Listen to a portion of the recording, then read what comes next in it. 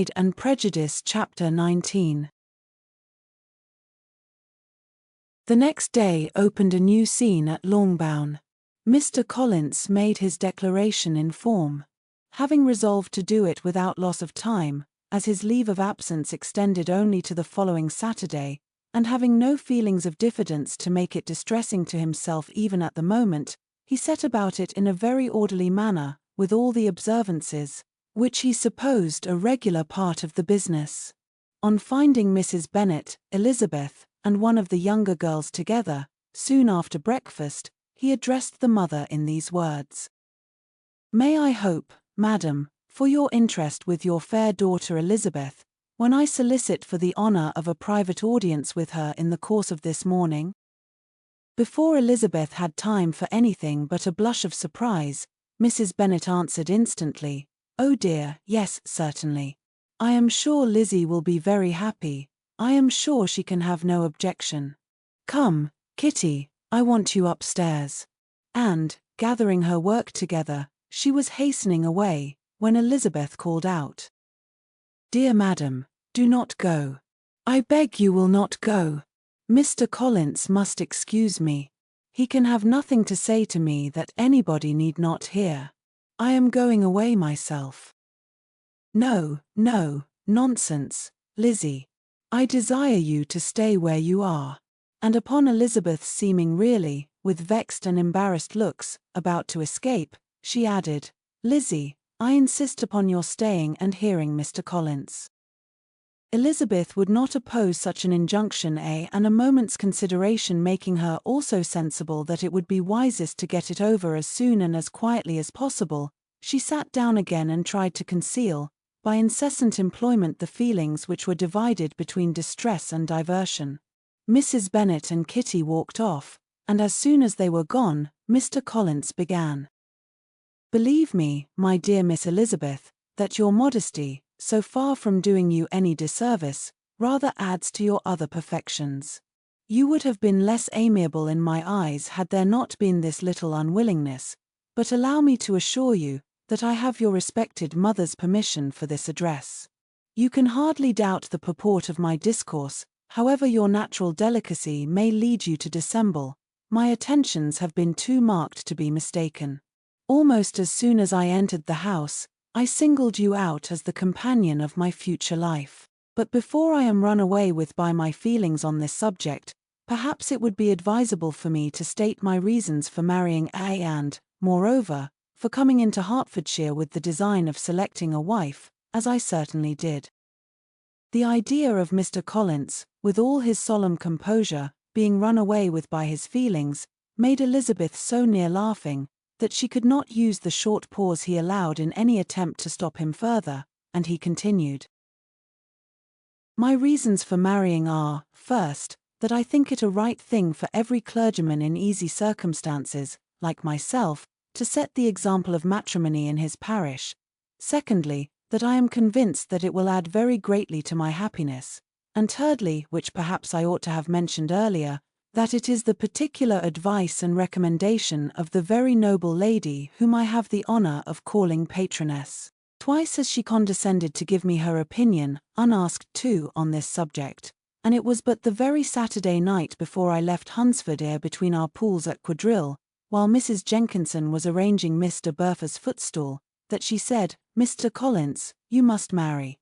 A clergyman like you must marry. Choose properly, choose a gentlewoman for my sake, and for your own, let her be an active, useful sort of person, not brought up high, but able to make a small income go a good way. This is my advice. Find such a woman as soon as you can, bring her to Hunsford, and I will visit her. Allow me, by the way, to observe, my fair cousin, that I do not reckon the notice and kindness of Lady Catherine de Bourgh as among the least of the advantages in my power to offer. You will find her manners beyond anything I can describe, and your wit and vivacity, I think, must be acceptable to her, especially when tempered with the silence and respect which her rank will inevitably excite. Thus much for my general intention in favor of matrimony. It remains to be told why my views were directed towards Longbourn instead of my own neighborhood, where I can assure you there are many amiable young women.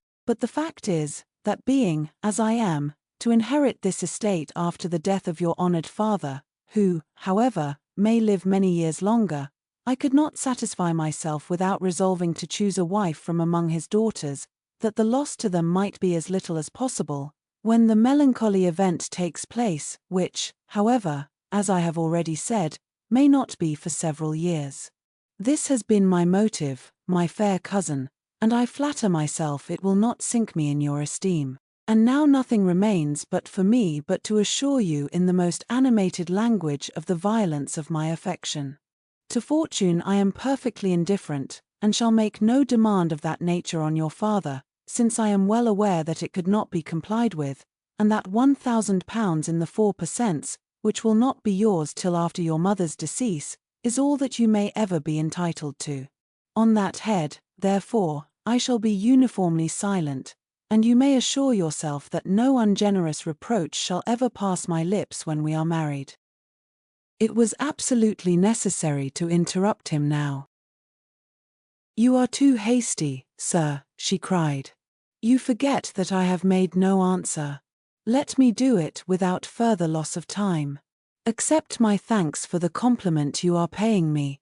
I am very sensible of the honor of your proposals, but it is impossible for me to do otherwise than to decline them.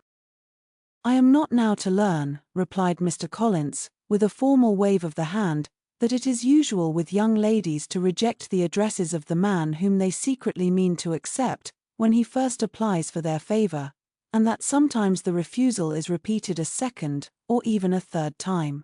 I am therefore by no means discouraged by what you have just said, and shall hope to lead you to the altar ere long. "'Pon my word, sir," cried Elizabeth, "your hope is a rather extraordinary one after my declaration.